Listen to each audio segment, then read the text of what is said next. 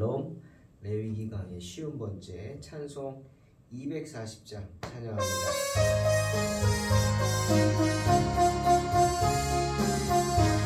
주님을 사모하는 마음으로 주가 맡긴 모든 역사 힘을 다해 마치고 맑고 밝은 그 아침을 맞을 때 요단강을 건너가서 주의 손을 붙잡고 기쁨으로 주의 얼굴 배우리.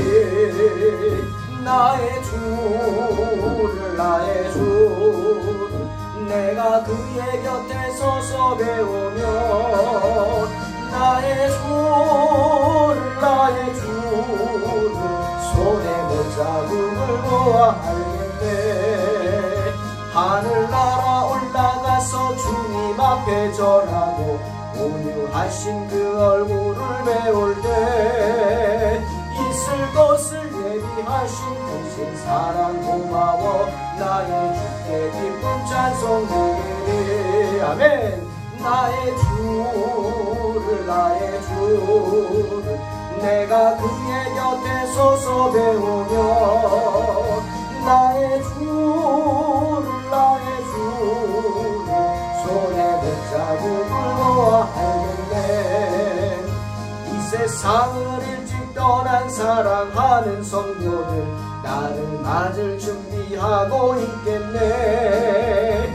저희들과 한 소리로 찬송 부르기 전에 먼저 사랑하는 주를 배우리.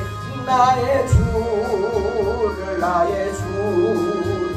내가 주의 곁에 서서 배우며 나의 주를 손에 못자국을 모아 알겠네. 영화로운 시온성에 들어가서 다닐 때 흰 옷 입고 황금길을 다니며 그 검은 거 맞추어서 새 노래를 부를 때 세상 고생 모두 잊어버리리. 아멘. 나의 주를 내가 그의 곁에 서서 배우며 나의 주를 손에 못자국을 모아 알게. 한 번 더 합니다. 주가 맡긴 모든 역사 힘을 다해 마치고 밝고 밝은 그 아침을 맞을 때 요단강을 건너가서 주의 손을 붙잡고 기쁨으로 주의 얼굴 배우리. 아멘. 나의 주를 내가 그의 곁에 서서 배우며 나의 주를 손에 못자국을 모아 알겠네. 하늘나라 올라가서 주님 앞에 절하고 온유하신 그 얼굴을 배울 있을 것을 예비하신 크신 사랑 고마워 나의 주께 기쁜 찬송 드리리. 아멘. 나의 주를 내가 그의 곁에 가서 배우며 나의 주를 손에 못자국을 모아 알겠네. 이 세상을 일찍 떠난 사랑하는 성도들 나를 맞을 준비하고 있겠네. 저희들과 한 소리로 찬송 부르기 전에 먼저 사랑하는 주를 배우리. 할렐루야. 나의 주를 내가 그의 곁에 서서 배우며 나의 주를 손에 못자국을 모아 알겠네. 영화로운 시온성에 들어가서 다닐 때 흰 옷 입고 황금길을 다니며 그 검은 거 맞추어서 새 노래를 부를 때 세상 고생 모두 잊어버리리. 안에 나의 주를 내가 그의 곁에 서서 배우며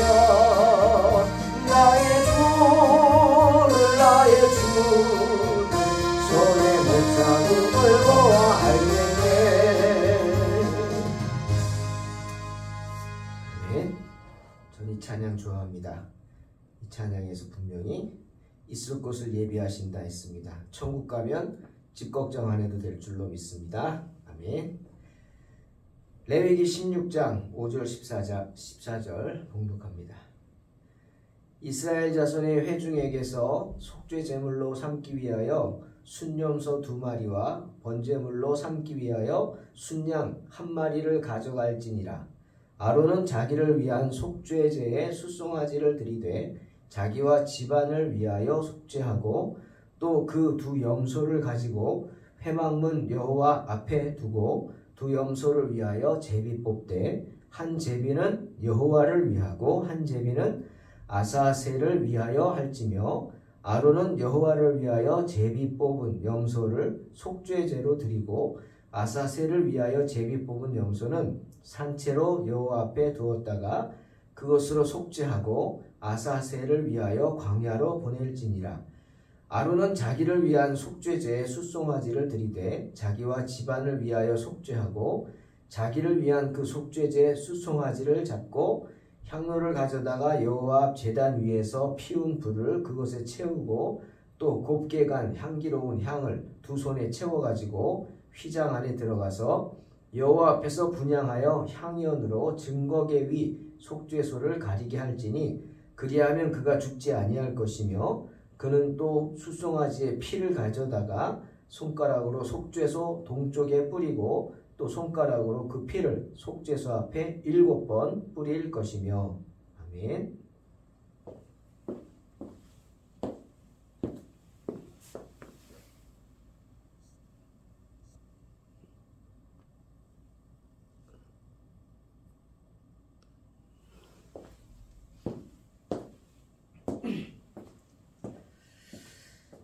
오늘 본문은 제사장의 속죄죄를 위한 이야기입니다. 유다 저술가들에 의하면 대제사장은 속죄일 전에 7일 동안 성전에 딸린 방에 거하면서 자신을 준비하도록 그렇게 했다고 합니다. 스스로가 그렇게 스스로를 세상과 격리하면서 7일간을 지냈죠. 그렇게 성전 안에 머물면서 비록 대제사장의 그런 높은 신분이지만 스스로 겸손히 섬기면서 하급 제사장들의 소임까지도 다 했다고 합니다. 우리 지난 시간에 대제사장이 성소에 들어가서 하나님께 가장 가까이 나아가기 위해서는 먼저 치루어야 할 성결 의식을 이야기했습니다. 그런데 오늘 대제사장이 이스라엘과 자신을 위한 속죄제를 드리기 위해서 먼저 그 성결 의식을 행하고 있다는 것을 알 수 있습니다. 첫 번째로 대제사장은 먼저 온몸을 씻었습니다.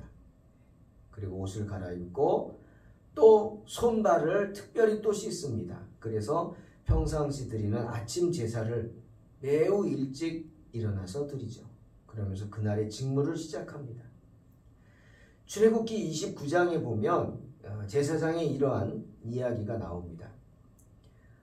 38절 내가 제단 위에 드릴 것은 이러하니라. 매일 1년 된 어린 양 2마리니 한 어린 양은 아침에 드리고 한 어린 양은 저녁 때에 드릴지며 한 어린 양에 고운 밀가루 10분의 1 에바와 찌은 기름 4분의 1 흰을 더하고 또 전제로 포도주 4분의 1 흰을 더할지며 한 어린 양은 저녁 때에 드리되 아침에 한 것처럼 소제와 전제를 그것과 함께 드려 향기로운 냄새가 되게 하여 여호와께 화제로 삼을지니 이는 너희가 대대로 여호와 앞 회막문에서 늘 드릴 번제라. 내가 거기서 너희와 만나고 내게 말하리라. 이렇게 제사장은 매일매일 아침마다 향을 사르고 등불을 정리할 뿐 아니라 특별히 지정된 제사를 드렸습니다. 그게 제사장들의 일상이었어요. 매일 1년 된 어린 양 2마리를 아침 저녁으로 하나님 앞에 번제로 드렸어요. 이것이 일상의 하루의 그 시작이었고 일이었습니다. 이걸 보면서 그냥 문자로 읽지만 저는 목사로서 한번 생각을 해봅니다. 야, 참 제사장들도 너무 힘들었겠다. 오늘 우리 이런 거 안 하는 거 얼마나 감사하냐. 여러분, 생명을 해치는 게 쉽지 않습니다. 정말 쉽지 않죠. 예전에 초등학교 때 생물 시간에 개구리 해부하는 거 해보시지 않았나요? 그거 아무나 못하잖아요. 개구리 해부하는 것도. 산 개구리를 죽이는 것도 이거 힘듭니다. 살아있는 걸 팔다리를 송곳으로 이렇게 찔러가지고 막 묶어놓고 해부를 하고, 참 이거 못하죠. 펄떡펄떡 뛰는 개구리 심장 보이지 않습니까? 그런데 제사장은 매일매일 아침 저녁으로 개구리가 아닙니다. 어린 양입니다. 큰 양이잖아요. 새끼 양이라도 크죠. 그것을 잡아서 번제로 드려야 했습니다. 물론 잡는 거는 다른 제사장들이 잡아오겠지만 그것도 번제로 드리는 것, 이거 쉬운 거 아니지 않습니까? 정말 그 제사를 드리는 것 자체가 제사장의 입장에서는 희생이고 헌신이겠다. 그런 생각을 해봅니다. 아무튼 제사장은 매일 이런 일들을 했습니다. 이게 일상이었어요. 그리고 특별히 이것 외에 주기적으로 대제사장으로서 아론은 속죄제를 드려야 했습니다. 평상시 제사 의식을 행한 후에 대제사장은 그때 행하던 입고 있던 옷, 또 사람들 앞에 진례할 때 입고 있던 화려하고 값진 옷, 에봇에는 이스라엘을 상징하는 12가지 보석, 화려한 보석들이 박혀있죠. 그 에봇도 다 벗어버리고 깨끗이 다시 한번 목욕한 후에 깨끗한 세마포 옷은 배옷이죠. 그냥 배옷, 수의 같은 배옷입니다. 그런 옷을 입고 나갔다. 그리고 아론은 자기를 위한 속죄제의 숫송아지를 드리되 자기와 집안을 위하여 속죄하라. 6절 말씀처럼 자신을 위해서 여호와께 숫송아지를 드려야 했습니다. 그것은 자기와 자기 권속, 자기 집안을 위한 속죄 제물이었죠. 여러분, 제사장의 집안도 중요하지 않습니까? 그러니까 여러분, 주의 종의 가정을 위해서 꼭 기도해 주셔야 합니다. 주의 종의 가정의 문제로 흔들리고 시달리면 개인의 문제가 아니죠. 교회가 흔들릴 수도 있죠. 그렇지 않습니까? 덕이 되지 않잖아요. 교인들에게도. 그러니까 여러분, 꼭 기도하셔야 합니다. 그런 부분들은. 때문에 제사장은 자기와 물론 자기 권속을 위한 속죄제물, 우리 봤죠? 아론의 두 아들 나답과 아비후. 그런 일들이 일어나지 않도록 항상 다스려야 합니다. 그리고 또 중요한 것은 대제사장은 이스라엘 회종을 위해서 2마리의 염소를 준비해야 했습니다. 속죄 제물로 삼을 2마리의 염소를 준비해서 한 마리는 여호와께 드릴 것, 그리고 또 한 마리는 아사셀을 위하여 광야로 보낼 것, 그 2마리를 준비했습니다. 그리고 2마리를 가지고 제비를 뽑습니다. 내가 너 해라. 내가 보기 네가 더 낫다고. 이거 아닙니다. 그것은 내가 택하는 게 아니죠. 하나님이 택합니다. 하나님께서 준비한 2마리 가운데 제비 뽑기 하셔서 한 마리를 택합니다. 그래서 여호와께 드리는 염소는 이스라엘의 죄를 속죄해 주시는 그 죄에 대한 하나님의 보상의 의미로, 표시로 죽였고요. 다른 한 마리는 아사셀을 위하여 광야로 내보낼 것으로 준비했습니다. 이것은 뭐냐? 하나님의 자비로 말미암아서 죄의 용서와 해방의 표시죠. 하나님의 자비로 해방의 표시로 광야로 내보내는 것이었습니다. 이 아사셀이란 히브리어로 무슨 뜻이냐면 내어놓다는 겁니다. 광야로 내어놨다 이거죠. 유대인의 전설이 있습니다. 거기에 나오는 아사셀은 뭐냐? 마귀 또는 악령의 이름이 아사셀입니다. 사전을 보니까 유대인의 고대 의식 용 키프루 속죄의 날이라는 고대 의식이 있는데 이 의식에서 유대인의 죄를 담은 속죄 염소가 아사셀에게 바쳐졌습니다. 이 의식에서 두 마리의 순념소를 고르는데 제비 뽑아서 한 마리는 야훼에게, 한 마리는 아사셀에게 바쳐줬다. 지금 레위기 16장 8절에서 그 이야기를 하고 있는 것입니다. 대제사장은 둘 중 아사셀을 위해 선택된 한 마리의 염소에게 유대 민족의 모든 죄를 전가시킵니다. 상징적이죠. 전가시켜서 황무지로 데려가서 그냥 놓아주는 게 아니라 황무지에 데리고 가서 놓아주죠. 어디다가 놔줘요? 잘 잡아다가 벼랑 끝에서 확 밀어서 벼랑 끝으로 놓아줍니다. 떨어뜨려죠. 죽겠죠. 그렇게 합니다. 그래서 이 유대인들에게 이 아사셀이라는 것은 사탄의 이름이요 부정함을 나타내는 것입니다. 그래서 랍비들의 문서에 보면은 아사셀이란 타락한 천사다 이렇게 묘사가 되기도 합니다. 그런 아사셀을 위해서 한 마리를 내어준다, 놓아준다, 놓아주는 게 아니고 벼랑 끝까지 데리고 가서 몰아서 벼랑 끝에서 떨어뜨려서 죽게 만든다. 그리고 또한 그 후에 대제사장은 숯불이 든 향로와 향기로운 향을 하나 가득 들고 지성소로 들어갑니다. 그러면 그 향로의 그 향이 그냥 넓지 않은 지성소를 가득 채우겠죠. 앞이 보이지 않을 정도로 가득 채워서 속죄소를 가리게 합니다. 연기로 가득 차. 그래야만 거룩하신 하나님 앞에서 그 대제사장이 죽지 않았다. 여러분, 유대인들에 의하면 대제사장은 하나님의 영광이 나타나 있는 법궤 그 위를 직접 보아서는 안 됩니다. 그래서 직접 쳐다보지 않도록 들어갈 때도 벌써 옆걸음으로 이렇게 옆걸음으로 들어갑니다. 고개를 숙이고 옆걸음으로 들어가서 그게 이제 하나님의 존전에 내 경외감을 표시하는 거죠. 그리고 또 뒷걸음 쳐서 나옵니다. 옆걸음으로 들어갔다가 일 보고 뒷걸음으로 이렇게 나오는 거죠. 마치 우리가 왕 앞에서 하듯이 그렇게 했다는 거죠. 하나님 앞에서 내가 하나님을 존경하는, 경외하는 그 모습을 보여주는 겁니다. 그리고 뒷걸음 쳐서 나와서 그 앞에서 잠시 하나님 앞에 또 기도하죠. 기도한 후에 뭘 기도할까요? 하나님, 제 부족한 것 용서해 주세요. 하나님, 제가 제대로 준비하지 못했다면 용서해 주시고 이 부족한 죄인을 용서하소서, 죽지 않게 하소서. 자기 죽지 않게 해달라고 기도하겠죠. 그리고 나옵니다.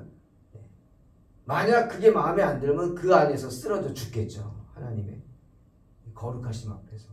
때문에 대제사장들 옷에 어떻게 했어요? 밑에 솔기에다가 방울을 달았어요. 그러니까 제사장이 움직이면은 딸랑딸랑 방울 소리가 나는 겁니다. 옆걸음으로 딸랑딸랑, 뒷걸음으로 딸랑딸랑. 그럼 밖에 있는 사람들이 제사장이 안 죽고 살아있구나. 야, 저 제사장은 경건한 사람이구나. 참 신실한 사람이구나. 아는 겁니다. 만약 이 딸랑딸랑 소리가 나지 않고 안 나온다. 그럼 어떻게 된 거예요? 죽은 거죠. 그럼 다른 제사장들이 숙이고 뒷걸음질 쳐 들어가서 그 시신을 빼냈다. 이렇게 말합니다. 그만큼 하나님 앞에 들어간다는 게 두려운 것이고 그 경건함, 그 경외감이 잘 나타내야 한다. 그러니까 경건한 모습으로 하나님의 일을 할 때는 준비해야 된다. 그런 것이죠.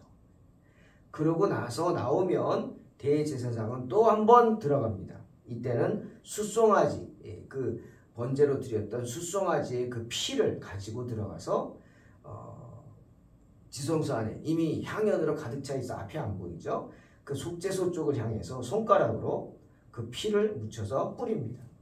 한 번은 속죄소를 향하고 그 위에 뿌리고 다른 것은 속죄소 아래편에 7번 또 뿌립니다. 7이란 완전수잖아요. 그러니까 많이 뿌렸다는 거겠죠. 그렇게 해서 하나님 앞에 속죄한 우리의 죄를 속죄해달라는 그런 기도와 간구를 드렸죠. 오늘 말씀을 보면서 저는 그 생각했습니다. 갑자기 이스라엘 백성들이 출애굽하기 직전에 애굽에서 겪었던 하나님의 그 큰 재앙, 그 10번째 재앙이 뭐죠? 장자의 죽음이죠. 너무 무서운 재앙입니다.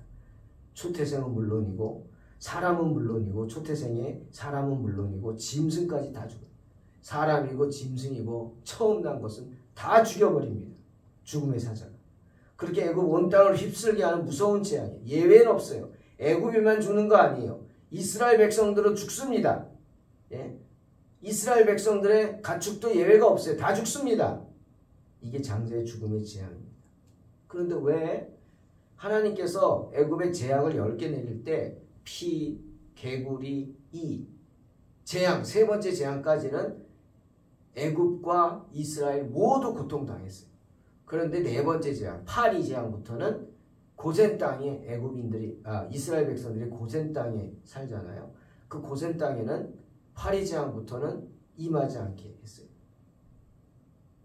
악질, 파리, 악질, 독종, 우박, 흑암까지는 5개 나머지 재앙은 다 애굽에 내렸지만 이 고센 땅에는 내리지 않게 하셨어요. 메뚜기. 그런데 이 10번째 재앙은 예외가 없이 다 내립니다. 다. 왜 그랬을까? 예? 이유는 죄 때문이죠. 여러분, 죄의 문제에는 예외가 없습니다. 누구나 죄를 짓기 때문입니다. 네? 하나님의 백성도 죄를 짓습니다. 그래서 제사를 드리는 거예요. 그래서 번제를 드리고 속죄제를 드리는 겁니다. 모든 사람은 죄를 졌어요.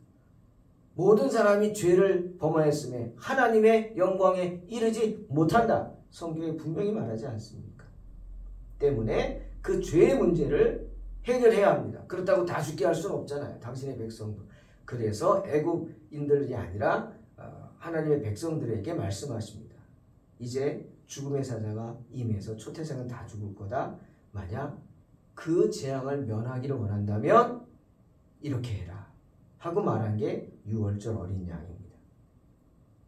각 집안마다 양 어린 양을 한 마리씩 잡아서 그 피를 대문 문설주, 문에 세운 기둥 있죠? 문짝을 단 기둥 양쪽 거기에 발라라. 그러면 어떻게 해요? 출애굽기 12장 13절. 내가 애굽 땅을 칠 때 그 피가 너희가 사는 집에서 너희를 위하여 표적이 될지라 내가 피를 볼 때 너희를 넘어가리니 재앙이 너희에게 내려 멸하지 아니하리라. 방법을 알려주셨습니다. 사랑하는 성도 여러분. 이스라엘의 제사는요. 피를 보는 것입니다. 짐승을 잡아서 희생시켜서 그 피를 보게 하는 게 제사입니다. 때문에 속죄제라는 게 뭐예요? 피를 보는 제사. 희생이요, 헌신입니다. 구약시대의 대제사장은 우리의 죄를 위해서 우리를 하나님의 진노로부터 살리기 위해서 그렇게 매일매일 그리고 주기적으로 짐승을 잡아서 그 짐승을 희생시켜서 피를 받습니다. 그렇게 우리의 죄를 위해 대제사장이 누군가를 대신 죽여야 했다는 겁니다.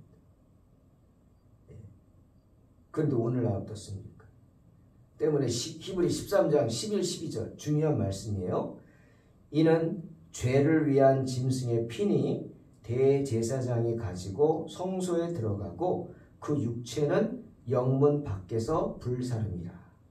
그러므로 예수도 자기 피로써 백성을 거룩하게 하려고 성문 밖에서 고난을 받으셨느니라. 말씀하십니다. 참 중요한 말씀이에요. 그러므로 예수도 자기 피로써 백성을 거룩하게 하려고 성문 밖에서 고난 받으셨다. 바로 오늘날 우리의 대제사장인 예수님께서 우리가 더 이상 짐승을 잡지 않도록 당신 자신이 짐승을 대신해서 우리를 위해 십자가에 달리신 분. 십자가에서 사탄에게 우리의 죄값으로 자신을 내드렸습니다. 그러므로 모든 빚을 갚아주신 거예요. 우리의 모든 죄를 대속해 주신 거예요. 우리가 사탄에게 빚을 지고 있었는데 그걸 다 갚아주신 탕감해 주셨어요. 여러분 은행에 빚을 갚아보셨습니까? 얼마나 시원합니까? 은행은 그래도 낫죠. 뭐 제2금융권, 뭐 카드론 뭐 이런 거, 뭐 사채 막 이런 거. 예? 이런 거 빚지고 살면 얼마나 힘듭니까? 오죽하면 사람들이 빚을 져가지고 막 죽고 자기만 죽지 가족까지 같이 막 동반자살하고 그만큼 고통이죠. 근데 그 모든 빚 그거는 갚을 수 없는 빚이죠. 그걸 다 갚아주셨어요. 주님이 우리를 위해서.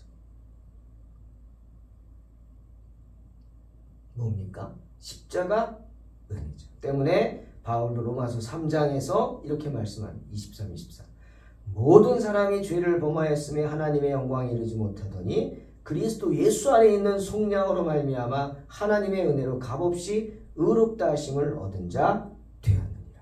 주님의 말씀입니다. 그러니 어떻게 살아야 합니까? 우리의 대제사장 되신 주님의 십자가 은혜에 감사하면서 언제나 감사하면서 주님께 헌신하는 복된 성도들이 되시기를 주님의 이름으로 축원합니다. 기도하겠습니다. 하나님 감사합니다. 우리의 대제사장이신 주님 보내주시고 우리를 위해 십자가에 달려 죽게 하신 은혜 그 십자가 은혜를 기억합니다. 이제 더 이상 우리는 사탄에게 빚을 지지 않고 살게 되었고 구약시대처럼 매일매일 양을 잡으면서 나를 대신에 누군가를 희생시키지 않아도 됩니다. 오직 주님의 은혜를 믿고 주님께 감사하면서 주님 바라보고 주님 붙잡고 살면 되는 줄 믿습니다. 그 은혜를 잊지 않고 정말 평생 주님을 바라보며 주님께 헌신하고 주의 몸된 교회에 충성하는 복된 성도들 되게 하여 주시옵소서. 예수님의 이름으로 기도하옵나이다. 아멘. 믿음으로 승리하시기 바랍니다.